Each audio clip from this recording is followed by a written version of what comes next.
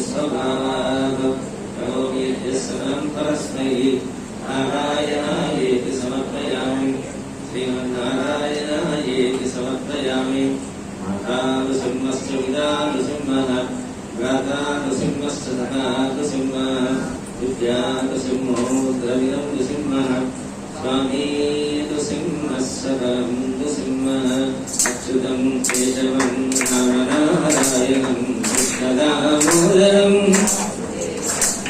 श्रीधरं माधवं गोपिकावल्लभं रामसीताजतं रामचन्द्रं Hare Ram Ram Hare Hare